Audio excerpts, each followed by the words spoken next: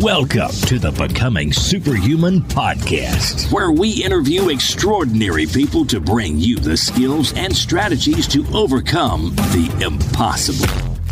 And now, here's your host, Jonathan Levy.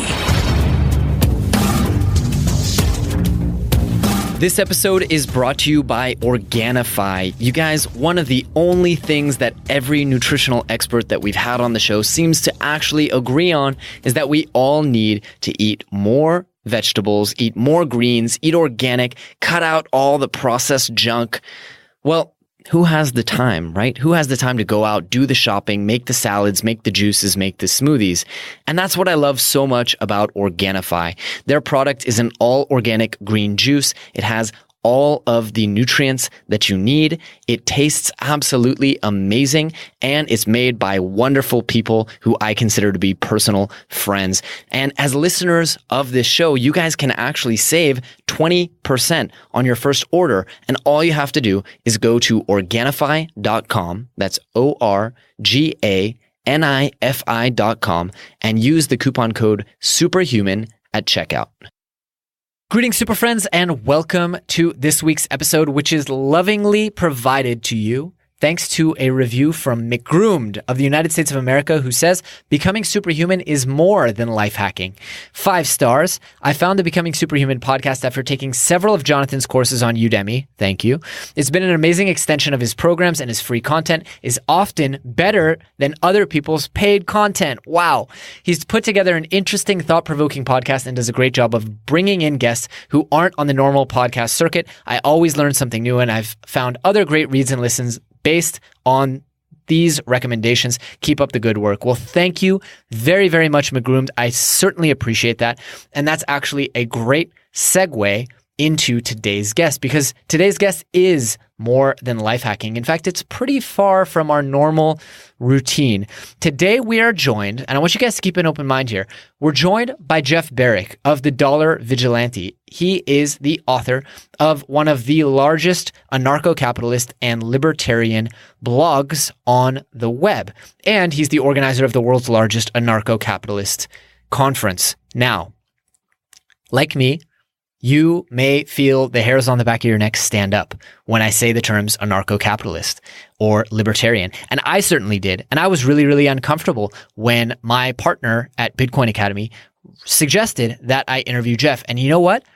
I was completely surprised, because what I learned in this interview was not only just how close the financial system is to major issues, and going through the numbers and realizing that we are all in big financial risk potentially, but also I realized that an ideology that I had always been told was evil and selfish was not nearly as evil and selfish as it's portrayed to be. So I had the opportunity to open my mind and gain some insights onto something that I always had such a negative view on. But beyond that, we talk about some really interesting things that I think relate to becoming superhuman, and that is protecting yourself against, well, when shit hits the fan. There's no nice way to say that. Protecting yourself against the idea that, hey, there's a $20 trillion debt. What's going to happen with that? Hey, governments are starting to act a certain way.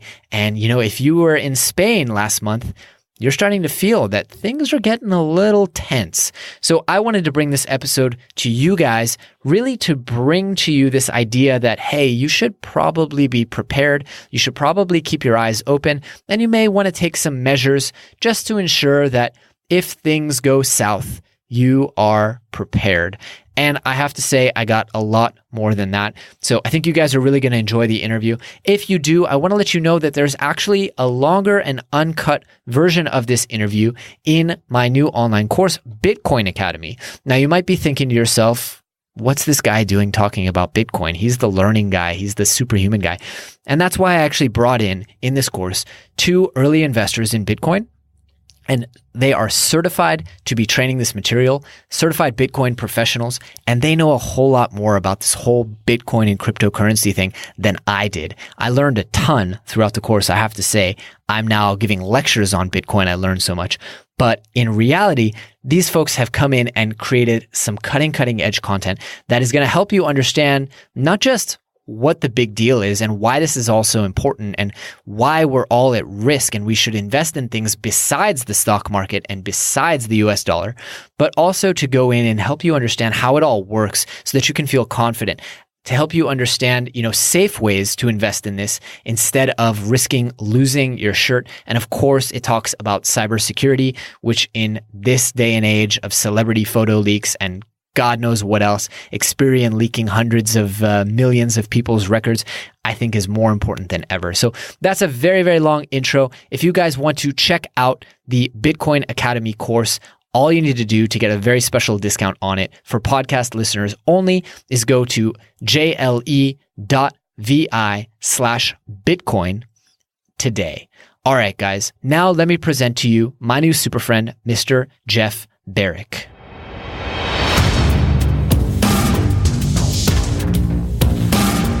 Mr. Jeff Berwick, welcome to the show, my friend. How are you doing? I'm doing good, sir. Thank you. It's an absolute pleasure to have you, and I'm really excited to chat today. I know you're very, very well known in the Bitcoin scene, and I've only recently come into the kind of Bitcoin scene and started producing materials and content, so I'm excited to hear what you have to say. Great. So Jeff, tell me a little bit for our audience, kind of in your own words, what you do and kind of what you're known for and what your body of work is. Sure. Basically, I'm trying to unenslave the entire planet or the entire world, trying to bring freedom to the world. And of course, the biggest sort of obstacles to freedom are things like central banks and governments. So I consider them mankind's two biggest enemies. So because of that, I started up the Dollar Vigilante, which in 2010, and I said by the end of the decade, all fiat currencies, including the US dollar, will collapse. And we're still on track for that at this moment.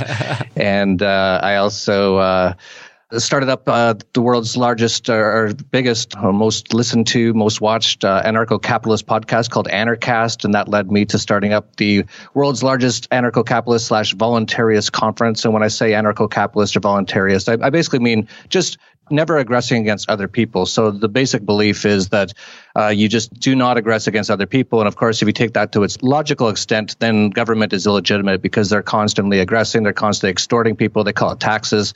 And basically, our beliefs are that that is not a good way to be, and we'd like to see that change. So that's essentially what I do. Interesting. And that, I imagine that comes as a surprise for people in the audience. So we'll get to kind of how it all relates and ties in. But I want to ask you, I didn't realize until I did my homework for this episode that you're originally Canadian. And so you come from kind of one of the example countries of, universal healthcare and things like that. So how did you get from A to B? I mean, it sounds pretty clear that you had a nasty experience. Well, first of all, it was freezing cold where I'm from. Literally minus 40 for like months of the year. A place called Edmonton, Canada, which I call Deadmonton. The only good thing about it, in my opinion, is the hockey team, which I still support, the Edmonton Oilers, which Wayne Gretzky used to play for. But I left for many reasons. One is just because, to me, why would you just stay in one place your entire life? That sounds crazy. That sounds like why would you do that? There's an entire world out there. So pretty much from the time that I could, when I was essentially 18 and I was out of my government indoctrination camps for the 12 years that they call school, and I got my badge of obedience, which they call a diploma. I basically left where I was from, Edmonton, and I went to the west coast of Canada, which is the only warm place in Canada. It's sort of like Seattle type weather there, where it rains most of the winter, which was a much big improvement from the minus 40 degree weather. And I started up an internet company there, and that went very well. In 1993, I started it, and by the year 2000, it was worth $240 million. And then by the year 2002, it was worth almost nothing because the tech bubble collapsed. And so I had to sell it for basically pennies on the dollar. I just sort of walked away limping from it after having lost hundreds of millions of dollars that I thought I had there for a couple of years.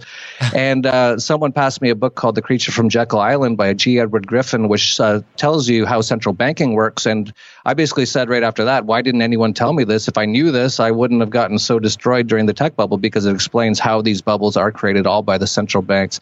And so essentially after I sold that, as I mentioned, I said, well, I have nothing to do now. I just spent the last 8 years basically wasting my time, because even though it still is the largest financial website in Canada, still to this day, it's called stockhouse.com. But on a monetary level, I basically didn't make much from it. And so I had enough, though, to buy a sailboat. So I bought a sailboat and I tried to sail around the world.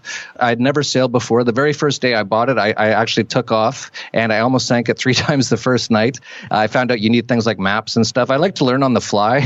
And after the first few days, I was like, oh, yeah, I see why you need maps now. I almost hit that island. I thought there'd be lights on some of these islands and stuff. So, holy crap. Exactly 1 year to the day after I bought the sailboat, I sank it in El Salvador.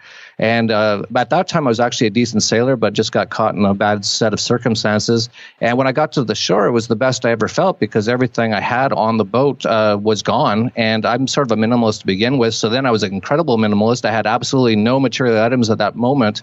And I said to myself, I'm going to just buy a backpack and just go wherever and travel the world for the next 5 years. And I'm never going to have more than what fits in this small backpack.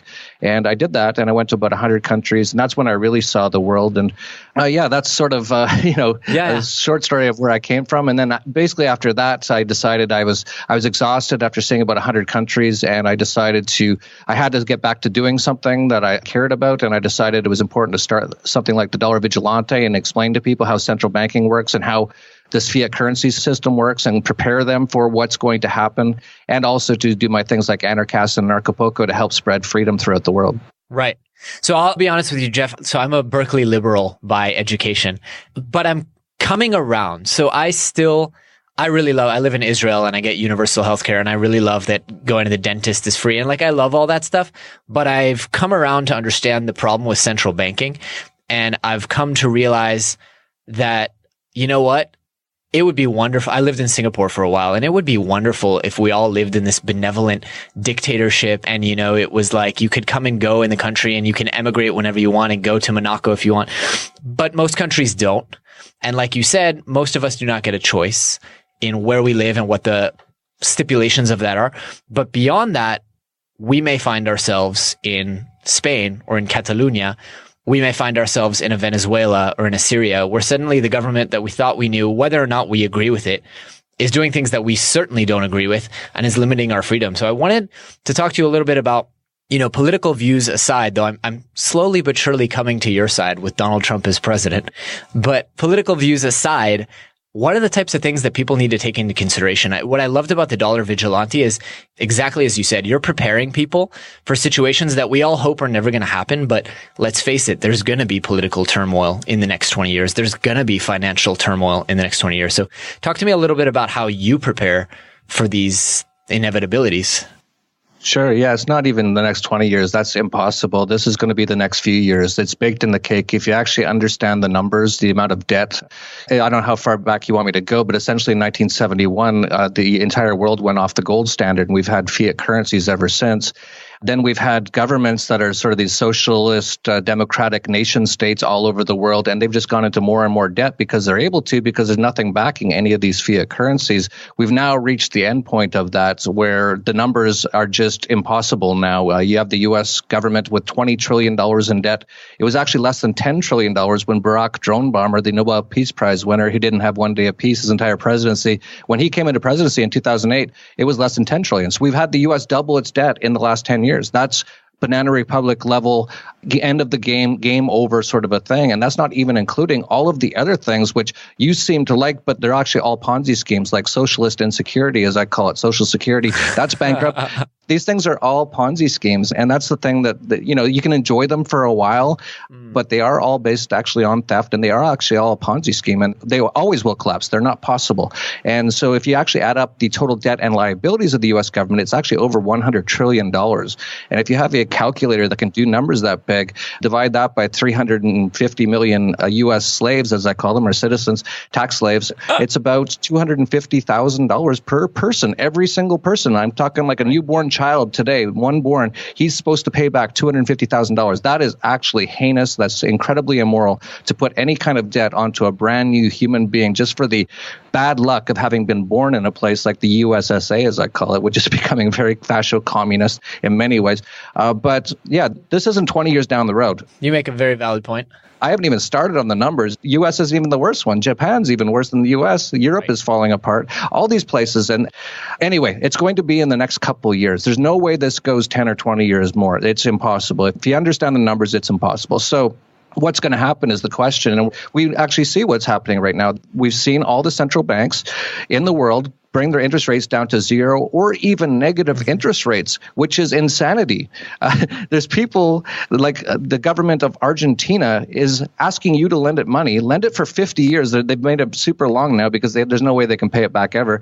So they're like, lend us money for 50 years and you pay us for the privilege of doing so. You pay us 1% per year to lend us money and we'll pay you back in Argentine pesos in 50 years, which they won't even exist in 5 years. So this system is just going down. So what they're doing is they're bringing all the interest rates down just to keep it alive a little longer, because let's talk about the U.S. If the U.S. interest rate, let's say, went to 10%, which is not a massive amount. It's been at 10% numerous times in history. I think the baseline sort of average throughout history before this last 10 years was around 6 or 7%. But let's just say 10% to make the numbers easy, because I went to government school, so I can't do math very well. But let's say it's $20 trillion in debt, which it is.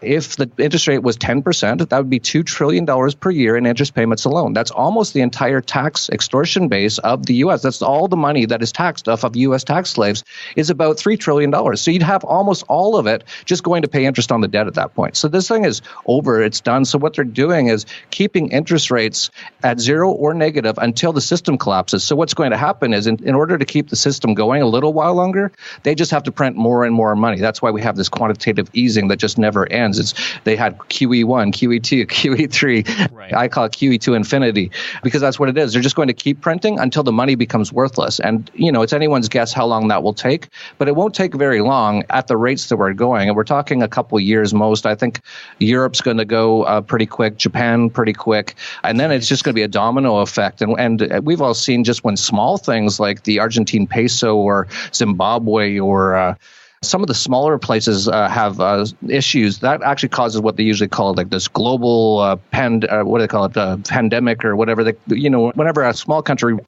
reneges on its debt, it actually causes major problems across the world. And that's just a small place like Argentina.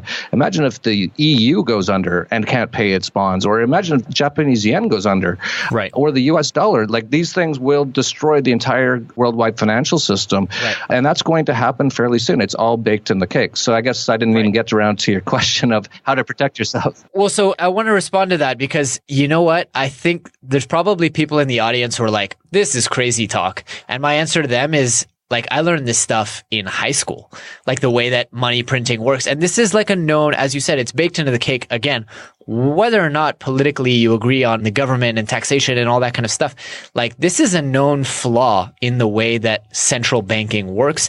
And it's a known flaw in the fact when you have a money system that's not based on anything. So here's a big question. How much of your money do you keep in fiat currencies? What percentage? At the moment, I'm probably around 30%, and that's because I'm expecting a pullback in certain things, including cryptocurrencies. Right. And I also have various business needs that I need to have some sort of cash flow available. But I'm probably about 30, 40% in cryptocurrencies at the moment, like Bitcoin, and probably about 30% in gold and silver at the moment. That's generally what we advise our Dollar Vigilante subscribers. Actually, not that high on cryptocurrencies because they are very risky.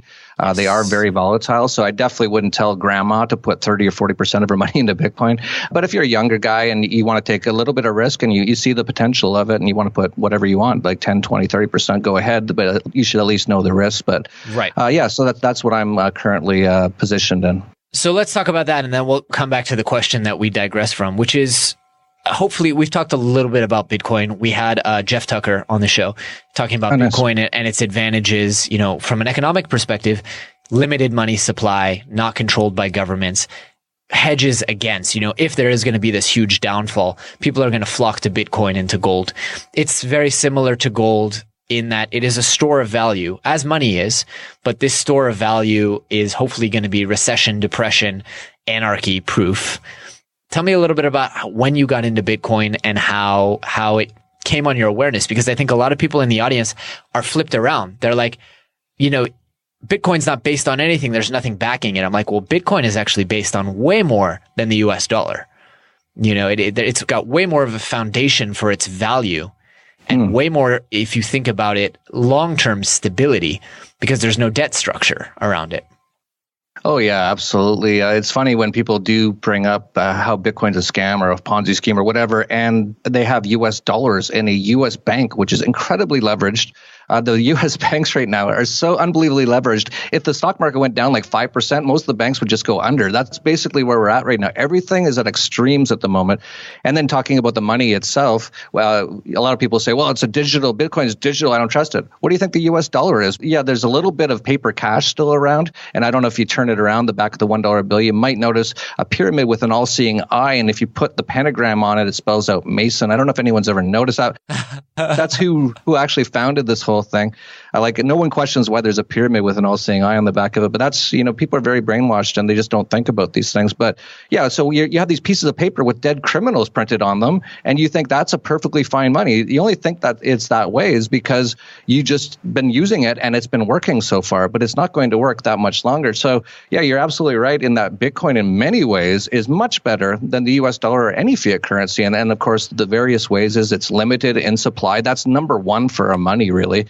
That's really the main thing when it comes to money. And that's why central banks destroy money. Every fiat currency in history has gone to zero eventually, and we're going to have a bunch more happening very soon because they just print more and more money. And whether it's on purpose or not, either they're stupid or it's on purpose. And I tend to think it's on purpose. I think they do these things to build economies up. Then they withdraw the money supply, crash everything, and then they buy everything on pennies on the dollar. And they know when they're going to crash it. The 1929 depression, if you know a lot about Austrian economics and central banks and stuff like that, it's very obvious that that's what they did. They actually did that on purpose. And they do this all the time. They did it again in 2008. They'll probably do it again sometime in the next few months or years, really. Like we're getting very close to the next one now. So yeah, as far as Bitcoin, yeah, it's a much better money. Of course, gold is an excellent money. It's been the money for, a store of value for millennia. And it still is to this very day. You can still go anywhere in the world. If you got some gold, you're going to be okay. Someone will accept it. You might not be able to go to 7-Eleven because they've been in the government indoctrination camps and watching their television programming at night, so they don't know anything. But you can go to a bank or you can go talk to somebody who has some money and they'll go, oh yeah, I'll buy that gold off you. So yeah, gold, silver, Bitcoin, the big issue with Bitcoin is it's new. It's still got lots of problems technically. This is what's been going on just in the last few months. Right. A big struggle over the future of Bitcoin because it's slowed down because people started using it so much, it bogged the system down. Right. Yeah, absolutely. There is ways to increase it, but the people who have been sort of in charge, not that anyone's in charge of Bitcoin, but the ones who've gotten their fixes through the most, the developers did that, haven't fixed the problem yet. And so now you've got a few branching off. You've got something called Bitcoin Cash where they're saying, we've fixed the problem already. You just had to raise the block size. It's very technical. I won't get into it. But it is still very volatile. It's not something that you want to pour your life savings into unless you're a complete gambler. If you're a gambler, go ahead. Some people, I saw someone put their life savings into it like 3 years ago, and 3 years ago I think it was around $200. So It's now $7,000. So people sometimes laugh when you see people doing things like that, but sometimes they get incredibly rich. Right. I have a friend who's 120% in Bitcoin. He's taken out loans, and of course he did that at around $200. Oh, he's nice. My partner in the Bitcoin Academy project that we did. He brought all the technical knowledge. I brought the knowledge on how to make pretty videos, but along the way I learned a ton. So let's get back to protecting ourselves, right? We could talk a little bit about censorship and privacy online. We could talk probably, we've already talked about protecting your finances, hedge, buy a little gold, buy a little Bitcoin, maybe don't invest your life savings in it. But what are kind of all the various ways that we can start protecting ourselves against these kinds of issues? Well, it's interesting you say protect because it's also been very profitable. The things that I have recommended are just things like gold, silver, and Bitcoin. And of course, Bitcoin, we're up about 300,000%. I recommended it at $3 in 2011. We've also been recommending gold, especially our senior analyst at the Dollar Vigilante. He's been recommending buy it since 2000. At 2000, it was $200. It's now $1,300. So, not as big of gain as Bitcoin, but one of the better gains, if you compare that to the stock market, if you compare it to, of course, currencies, if you compare it to most things, gold's actually been the outperformer, even in the last 16 years. So these have not only been protective, but they've also been very profitable. And I expect that will continue because what we're expecting is, as I pointed out, the central banks to print more and more money and for there to be lots of crisis and lots of collapses and actually complete chaos in the next few years. And because of that, things like gold, silver, and Bitcoin are very protective hedges against that. And while we might see cycles, we might see Bitcoin go down. It could go down to $5,000, $4,000. It could go to $3,000. I don't know where it's going to go. It could go to zero. It could. It could. We'd have to see some crazy stuff happen for that to happen. Totally. Obviously, if the internet got turned off somehow, if the government turned off the power, you would have full nodes operating, Yeah, I've heard people say that even if they turn off the power, you can still do Bitcoin by hand with a piece of with a pencil and paper. It's like, well, now I don't want also, to. by the way, you have full nodes in space. So like, even if the entire world, there's an EMP that erases every computer in the world, you have full nodes of the blockchain in freaking space on satellites, obviously, which is a pretty amazing thing. Yeah, it's very, very cool. Like the people who really love Bitcoin are so passionate about it. They just get it everywhere because they really see it as being so important for humanity over the next few years. Because, as we have these central banks all collapse and all these fiat currencies collapse, and we will, that's baked in the cake. It's just going to happen in the next few years. Just look at any country where they've had those sort of problems and see what happens. Look at Venezuela, look at Zimbabwe, or even just look at a place like Greece where they shut down the banks last year or 2 years ago, and they were down for like 6 months. Or look at a place like Cyprus where they did a bank bail-in in 2015, I believe, and just took half of everyone's money because the banks were bankrupt. This is going to happen all over the place. So if you look at those places, it's like, wouldn't it have been nice if you lived in Cyprus, Greece, Zimbabwe, or in Argentina before the collapse to own some gold, silver, and Bitcoin? Of course it would be. You'd be like super rich in those places, and you'd be in a great position to do what actually the central bankers and the elites do, which is buy up everything after everything's collapsed. You'd be in a great position to do that. So that's generally what I suggest people do. I want to add a little bit here. A few different points that we touched upon. First off, if it sounds crazy that governments are going to default on their debt, it has happened, and it happens a lot. And if you're like, oh, it's only happening in countries like Zimbabwe, it happened in Germany. Like after a war, governments will just print money until it collapses. And the Deutschmark collapsed, and my grandparents used to buy bread with a wheelbarrow. So this happens in big industrialized nations that compete in world wars. So it could happen to any nation. And I think that's an important thing to say. And also, I want to stress the fact that we're not giving investment advice here. At least I'm not qualified to give investment advice. But as an MBA, what you're saying is very, very conservative advice, which is hedge. Every MBA knows in your business, don't have one product. Have a couple products in case shit goes south. And in your stock portfolio, don't just buy Apple stock because Tim Cook might get hit by a bus tomorrow. And what you're essentially saying is, hey, put a little in gold. That might make the stock go up, actually. It might. Maybe, I don't know. He's done a pretty good job after Steve Jobs. I'm just saying, it's not a sure thing that it goes down. Totally. But what you're saying is super sound advice. And I love the fact that, coming from your position and with your political views, you could be like, put all your freaking money into Bitcoin. The shit's going south, buy gold, buy Bitcoin, buy nothing else. But I love that you come from it, as a pragmatist and say like, look, this is diversification. We've known about diversification since the advent of investment. Just maybe diversify a little bit wider. I would maybe add, one of the few things I think that's going to hold value is food and guns, but those are pretty hard to seriously treat as investment currency. But land. People are always going to need a place to live. And I have a house in California. And if the dollar collapses, I'll accept Bitcoin. There will still be an economy that forms, and eventually governments will reform dollars or whatever. And, if you have assets that are producing income for you, the medium of that income might change. But I would say, I'll take gold. I'll take Bitcoin for rent. No problem. Yeah, there was stories. You're talking about the Weimar Republic hyperinflation back in the 20s.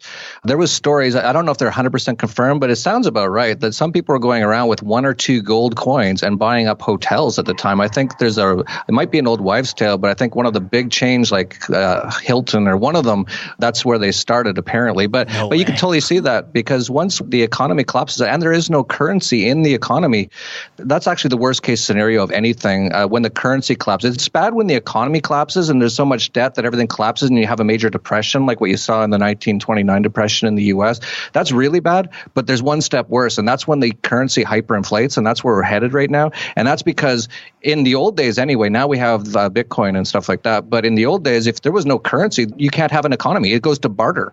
It's just over. And so if you have some sort of hard asset, and you were right to bring up things like property, land, those are also excellent. I also recommend that. But any sort of hard asset that doesn't get washed away in these major financial crises and collapses, then you're in an excellent position to start rebuilding. And that's really where generational wealth often is made, is in those transitions.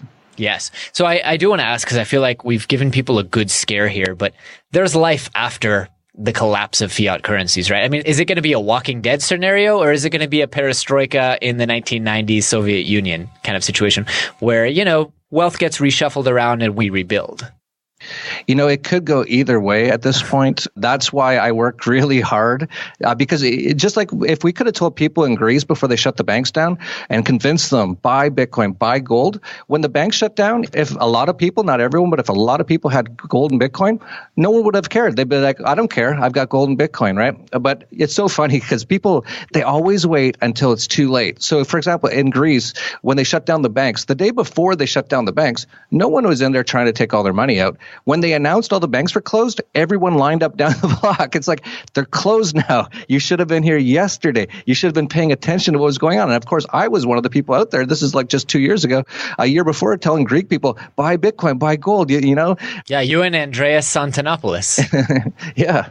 And, a few people listen, but not many. So if we can get more and more people to understand this, and this is why I do so many of these shows, I do so many interviews, I'm working all the time, because if we can get enough people to understand what's going to happen, then this collapse won't be that bad. If not enough people understand and everyone gets wiped out, like except for a few people, I'd be like, I'll be a trillionaire here with all my Bitcoin and gold, but everyone else be wiped out, which actually I don't want. I'd like to see everyone get through this together.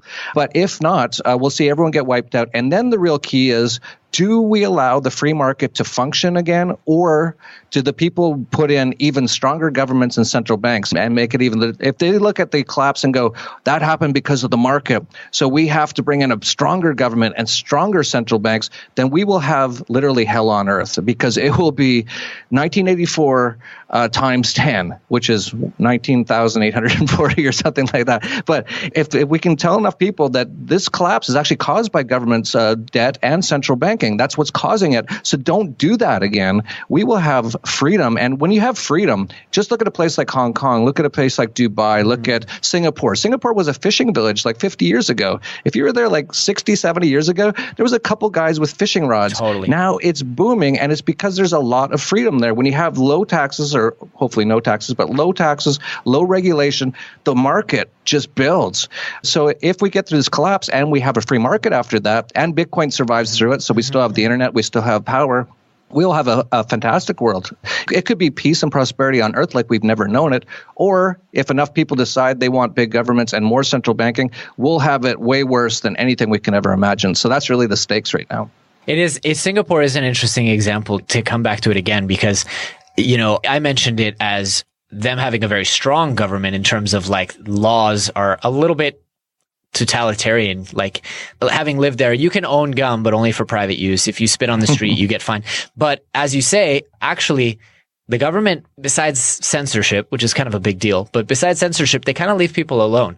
It's like 2% income tax, and, all medicine is private. So it's quite expensive by Israeli standards. But, it is an interesting example of like how you can prosper with that level of freedom. Yeah, absolutely. And that's really the case if you look at everything. Hong Kong, that was, 100 and something years ago, it was nothing. And then there was actually two real reasons Hong Kong boomed. And one is the British rule of law or system of law, because you need some sort of a system of law. And I actually think it can all be done by the private market, free market. But, the British one has been one of the better sort of statist government sort of rules of law, common law. And so with common law and freedom, low taxes, low regulation, everything just booms. You just look at, this happens all the time. time, you see even like Russia, the old Soviet Union, it had communism and it just got worse and worse and worse until people were trying to escape and they wouldn't let them escape. And then it fell apart. And then they said, well, we can't do communism anymore. Or we can't do even heavy taxation because no one's got any money. So it was pretty much low tax, no regulation. And now you're seeing Russia just booming. This is what happens with all the countries when they have a collapse. If they have a lot more freedom afterwards, they boom tremendously. Look at Chile and South America. That's done very well, even just countless countries. So yeah, freedom brings prosperity. That's really the key. And, you brought up universal healthcare and stuff like that. The problem with it is that it doesn't have market incentives. So I'm from Canada, and I'll give you my perspective on it, is I hated it. If I ever had a problem, it was like, I'd have to go to the emergency room, actually, because to see a doctor was like weeks, sometimes months to see a doctor where I was from in Canada, where I lived in Vancouver. So if I really got hurt, but I wasn't hurt that bad that I had to go to the emergency room, but I'm like, I should see a doctor about this. I'd have to go to the emergency room and sit there for like sometimes 12, 18 hours amongst bloody people. And the service was horrible and everything's run down because it's all this sort of socialist, communist style sort of a system. Whereas in a free market, I'll give you an example. I'm here in Mexico. I love the medical system here. It's almost totally private. It's so cheap because it's private. I can just walk into any doctor, any hospital at any time. It doesn't really cost that much and get anything I need. It's great. And so I much prefer that. Even my mom, actually, her doctor told her to get the swine flu vaccine. And we could talk about vaccines if you want, but she couldn't walk the next day after taking it. She was paralyzed. And this is common, actually. I typed in on Google swine flu vaccine, can't walk, and found like thousands of people who got paralyzed by it. It's, of course, never covered in the mainstream news media. But I said to her, well, you better get to the doctor. And she's like, well, it's a 6-week wait. So she was paralyzed. She had to wait 6 weeks. She goes in, and the doctor who told her to take the swine flu vaccine said, yeah, that happens sometimes. And that was basically it. And so I actually brought her down to Mexico because they put her into this like old folks home sort of a thing, which was like worse than an insane asylum. I couldn't believe how bad it was. And you can actually look up the home on the internet and everyone's like, this is like a gulag. This is like a prison camp for old people. And it really is. So I brought her down here and we can get her like full-time nurses live in our house because they're only about $500 a month each. Doctors just come to the house. Everything's quite cheap. So anyway, that's my perspective on that. It's just because the incentives aren't there. So whenever you have something that's free, which is never free, right? It's money stolen from other people.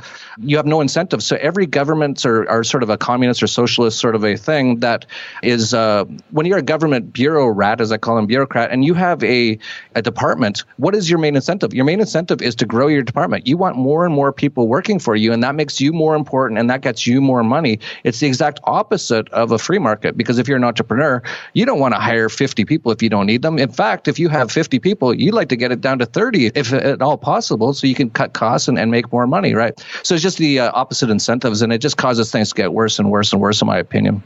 Fair enough. Fair enough. Like I said, I'm starting to come around. I still don't completely share the opinion, but I'm starting to see, I'm fully in favor of privatized. And I just actually got back from a private dentist, even though I have amazing dental coverage and stuff like that. I guess the sociologist from Berkeley in me still wants to know that the disadvantaged and the people who don't have the generational wealth are at least going to have an option that is guaranteed them. That's my sticking point, because I'm a huge free market capitalist, and clearly believe in it. I run a business that benefits people through capitalistic means, but part of me is like, I don't think that the base of the pyramid, 3 billion people living under $1 a day, I don't think, or people who are disabled or in any way I'm not sure they're going to be able to take care of themselves in a completely free market way. Well, most of those people get $1 or $2 a day because the government, it makes it so difficult for business to happen in their areas, or they create wars, which create all kinds of problems. Fair. Like a lot of those poor people wouldn't be around without governments and central banks. And it's amazing. Like, here's one thing that really strikes me is like government welfare is so bad because, the government comes to you and with their gun, they say, give us, whatever money. And you feel bad about that, right? Like no one could feel that great about being sort of robbed like that, right? It's like, hey, I made some money. I worked really hard. It's like, oh, this guy just took it. And so you feel bad. And then they go and give it to some welfare guy. And I've seen this in person in Vancouver. There's a huge amount of people on welfare. They line up for their checks. They're like all angry about it, like only $600. I hate this stupid stupid government or whatever. So the people getting it are all angry. But if you've got the government out of the way, a lot less people would be poor, in my opinion, and you'd have a lot more people with a lot more money. And if there was poor people in your area, I'm sure a lot of people, we see it all the time on the internet, people start up a crowd fund or whatever. That's fair. And I've actually done it in person. I've given people some money, like who really needed it. And man, it's like this amazing connection. It's like I see them there. I'm like, hey, I've seen you in the area. I see you're hurting. Here, man, here's like $500. And they're like, oh my God, like, what's your name? And we become like, we have this amazing human moment. Whereas if the government had stolen $500 from me and then given it to him, he would have been angry and I would have been That's angry. Interesting. All right. I can dig that. For me, a big one is education. I got really, really lucky. I went to one of the best public schools for college in the world and for high school as well. And so kind of under this model, the idea is benevolent folks would help to pay for other people's kids to be educated or something like that. Well, in my opinion, there's no need for schools anymore. We have the internet now. All information is free on the internet. So this whole idea of, the 12 years of putting kids in school, there's so many nefarious things about that. Right. There's a lot of waste. Well, it was designed to create soldiers and factory workers. That's why you've got them coming in at 8 in the morning, which is highly unnatural, and putting them all with the same age group all the time so they can't learn from like older people or whatever. So when they turn puberty at like 13, all the hormones hit all at once. They don't even have adults around or even people a little bit older, a little younger around to like know what to do or who to ask or anything. And it just turns into like sort of Lord of the Flies sort of a situation. And not to mention, they're not really learning much useful information, right? And, they got the buzzer going off every like 45 minutes and obey. It's actually to make it so people don't want to learn. Like when I got out of my 12 years, I almost didn't want to learn anymore. I wanted to drink beer or something to get over that experience because basically I was getting up at 8, going there, memorizing stuff that I didn't even care about. And I was like, I don't care about this. I care about computers. This is back in the 1980s, but they didn't even have computer class or anything. And I get beat up all the time and I'd get home. This went on for 12 years. And I'm like, once I got out of there, I was like, whew, glad I'm done with that. But there's actually many people I know who do something called unschooling, which they don't even like. There's homeschooling where you keep your kids at home, which I think in many ways is a lot better. But then there's even unschooling where you don't even teach them anything. You just let them live. And I've actually met many of these kids, and they are the most creative, the most amazing kids, because that's actually what all kids are when you see them when they're like 4, 5, 6. Right. But after they go into the schools, after grade 1 and 2, which is kind of a little bit fun, then it gets into 3, 4, 5, 6. Now they're getting everyone's mean, and then grade 7, and now they're getting beat up. But, it really just drives the humanity, the creativity. Kill creativity. I mean, that's absolutely the most popular TED Talk of all time. My TED Talk is, what if schools actually taught us how to learn, which they don't. Right. It is an interesting model, as you say, and I definitely think the school system is broken. I do believe that we need to educate, like as religion becomes less important, I think we need to educate people how to be like decent human beings. Because I can tell you, like, a lot of parents aren't doing that. Maybe if they were forced to, they would. But like, how do we behave? What are our values as a society, I think? But I'm starting to see what you're saying here, that, in a world where kids can choose their own learning, and my background in accelerated learning would seem to suggest as well that if kids are self-directed learners, they choose what they want to learn, like in Montessori schools, basically, is right. What you're proposing. Yeah. Like, kid comes into class and says, today I want to learn art. And then the other kid says, today I want to work on motors. And another's like, I'm really into this MLK thing. I want to learn about that. They're better learners. Yeah, my kids actually do go to a Montessori school here in Acapulco. It costs about $300 a month, by the way. It's amazing down here. But I actually don't want them to go to school, but my wife's more traditional Mexican, and she's like, no, they should go to school for a little while. And I actually asked my kids, I'm like, do you want to go? And they're like, yeah, we love it. Because like you said, they show up and the teachers are all like, what would you like to learn today? And they're like, I want to learn about trucks or, how to build trucks or something. And they're like, all right, let's go do that. All right, you're slowly selling me. I feel a little bit of a Berkeley sociologist in me dying. Oh man, Berkeley, that's a tough place to come from. It's intense, yeah. 4 years of it. And I think there's beauty in it as well, but I'm starting to realize that, like, I think it's telling that the anarcho-capitalist movement and the libertarian movement really started in earnest, like with Fee in 1948 and stuff like that, but has become more popular as governments have become crappier. Like, it's easier for us to point out the problems, that's true. People weren't talking about this when it was like FDR and we were fighting, fascists.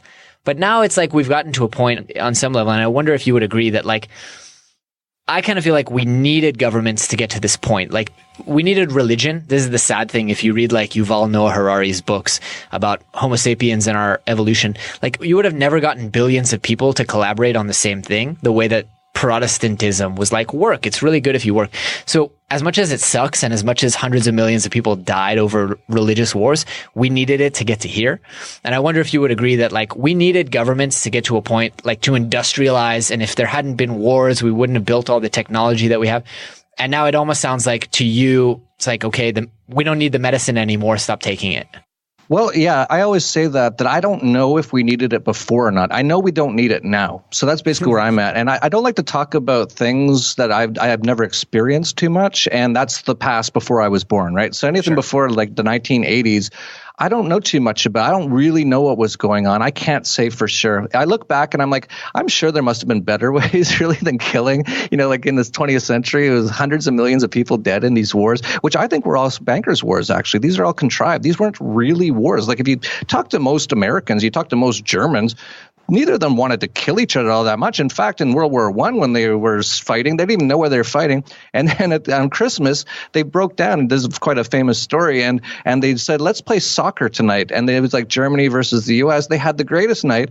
And at the end of it, the commanders all found out about it and came down. They're like, get back to fighting. You know, like these wars were all ridiculous. But yeah, you might be right. It is possible. Like getting to a voluntary world where there is no governments and stuff like that is more of a consciousness sort of a thing than anything. It's a conscious awakening. It's a realization by humanity. And you brought up like what kind of sort of principles or what kind of moral things can we teach people? There's really just one, in my opinion. And actually, it's the golden rule from Jesus. Do unto others as you want them to do unto you. That's also defined in voluntarism as the non-aggression principle, which is do not aggress against others. And that's really the only real moral sort of rule that anyone needs to understand. Of course, you could teach that to any kid in about 20 minutes. Actually, they already know it in general, but you could talk about why it is something, why it's important and stuff like that for a few minutes. But that's really that all the people need to know. But yeah, you're right. It is possible. I've said this many times that it's possible we needed government to get here. It is. I don't know for sure. It sounds like I doubt it, but it is possible because to me, everything about government is just immoral and wrong. It's illegitimate. It's using violence against people and it's extorting them, called taxes, right? So I don't like that idea that two wrongs make a right very much. I like to, do it right or not at all sort of a thing. And so, yeah, I guess it's possible that we needed a lot of violence and a lot of extortion to get here. But, it's one of those things that we can't know because it's not a lab experiment. We can't have A and B and look at them both. We just know we had them and now we're here. How do we make this better now? That's really what I try to do. Well, Jeff, I have to say, you've given me a lot to think about. I think we found some good common ground. And I think, if anything, you've opened my eyes to something that I was always told is a very selfish ideology that, is closed-minded. And I don't know. I think I had my eyes opened a little bit, and I definitely see your side of the argument a lot better and have quite a bit of thinking to do on the matter. I appreciate that. I know we're coming up on time here, so I want to give you the opportunity to do a couple things. One, give a small piece of homework to our audience that they can do this week, something to look after themselves, or even maybe something to think about. Sure. Before I get into that, just briefly on your sort of Berkeley upbringing, Sure. I think the reason that you're open or you're listening to some of my thoughts is because you actually understand economics. And what the problem is with a lot of those sort of leftists is they don't understand economics at all. So when I'm saying these things, you're like, yeah, that makes sense economically. I can't talk to your average sort of socialist that way because they just don't understand it. And they're just like, you're crazy. They'll call me like what you said, selfish or whatever. And you just want to control everything. It's like, no, I don't. I want no one to control anything. But your question was, what kind of advice can I give to people? Homework. Oh, homework. People have a week until next week's episode. So, well, I don't like homework. Actually, when my kids come home with homework, I get very angry at the school. I tell them I'm going to take my kids out if they keep sending them home with homework. I'm like, you had them for 8 hours. So it's kind of funny. You're so used to it that you're like, let's give people homework. It's like, no. But anyway, I understand what you're saying. What kind of things can people use to work on themselves? I'll tell you that for me, all of my great great things that have happened in my life recently have all come from going inward and going into things like meditation and health and nutrition and exercise and taking care of my body, my mind, and getting quite spiritual, quite consciousness, sort of meditation, yoga. I think that's very, very underrated in our world today. And, I go to places like the US all the time, and I was just in New York City. How could you possibly live there and not meditate and do yoga every day? Because the energy is just insane. And so if you don't get away from that, like luckily you can see my view here behind me. I got the view of the ocean. I'm surrounded by trees and stuff like that. But even here, I find it very important. I think that's just one aspect. So, that's just one thing that I think people kind of forget a little bit in our lives today is taking care of yourself and getting into yourself and not into yourself. Like I love myself. Actually, you should love yourself, but also not probably in a that good way. idea. Yeah, actually it is. But a lot of people say, oh, you're a narcissist or something if you love yourself. But, taking care of yourself inwardly, because I've found personally when I've been trying to change the world for years and years, what I came down to realize is I need to change myself, and in that way I can change the world. So, in many ways, this discussion we're having right now, I wouldn't have had 5 years ago, because you'd say, I'm Berkeley trained, and I'd be like, screw Berkeley, and I'd start yelling, and you'd be like, I don't want to listen to this guy. But now I'm all in meditation stuff, and you're like, I'm Berkeley trained, and I'm like, that's cool. Well, here's how I disagree with this, and maybe you can understand that. And I've changed myself, and now I can easier change the world. So that's sort of a bit of my advice to people, is to get into stuff like that. Spend some time with yourself. Get away from the noise, turn everything off, and just sit and breathe. Yeah, I love that. And that gives people a lot of, I know you don't like the word, but a lot of extracurricular activities that they can do, which is, we've done 150 something episodes on the health aspect, the mindfulness aspect. So people can go back and listen to that. Jeff, you've been so generous with your time here that I want to return that generosity and give you an opportunity to tell the audience where they can learn about your stuff and check out all the various projects you're working on. Sure, I really appreciate it. If you like the financial aspect, if you want to know what to invest in, Bitcoin, gold, silver, all that sort of stuff, just go to dollarvigilante.com. If you want to learn about Bitcoin, if you don't know anything about it at all, I've got a great 4-video sort of free tutorial on it. You can go to dollarvigilante.com/bank. If the sort of freedom-related stuff is interested in you, check out my podcast, Anarchast, on YouTube. And if you want to come down to Acapulco and be surrounded by about 1,000 freedom-loving voluntarists this February, we have Anarchapulco. It's hard to spell, but you can probably find it on Google, anarchocapitalist.com. It'll be February 15th to the 18th, and it's a lot of free-minded people, a lot of world changers trying to figure out how to make the world better without hurt anybody and leave everyone alone after that, and just not have any of this sort of violence, any sort of extortion, or any of those sort of things. So really appreciate coming on your show. It's been a real pleasure. You're one of the best hosts I've ever been on with. Oh, I thank you. I'm completely honored and touched. So I want to wrap with you, and I want to ask you some questions about Anarchapulco and stuff like that after the call. But the last question we always ask is, if people take away just one message from this episode and they remember that message for the rest of their lives, what would you hope for it to be? Well, I always finish my podcast, Anarchast, with 3 words: peace, love, and anarchy. And that's really what it comes down to. Of course, you hear all these things all the time about peace, about love, and a lot of people go hippies. And that's really what it's all about. And anarchy, of course, just means no government, means freedom. And that word's been skewed a lot as well. But, that's really what I would take away from it. So like I just said, with your homework, your extracurricular activity, just go and sit with yourself and breathe, and also work towards peace and love. And through that, we'll actually come to a state of anarchy, which is actually amazing. Beautiful. Jeff, thank you again. I've really enjoyed this conversation and just getting into your mindset, and I appreciate you kind of filling me in and opening my eyes. Thank you. All right, my friend. Take care. All right, super friends, that is all we have for you today, but I hope you guys really enjoyed the show, and I hope you learned a ton of actionable information, tips, advice that will help you go out there and overcome the impossible. If you've enjoyed the show, please take a moment to leave us a review on iTunes or Stitcher, or drop us a quick little note on the Twitter machine @GoSuperhuman. Also, if you have any ideas for anyone out there who you would love to see on the show, we always love to hear your recommendations. You can submit on our website, or you can just drop us an email and let us know. That's all for today, guys. Thanks for tuning in. Thanks for tuning in to the Becoming Superhuman podcast. For more great skills and strategies, or for links to any of the resources mentioned in this episode, visit www.becomingasuperhuman.com/podcast. We'll see you next time.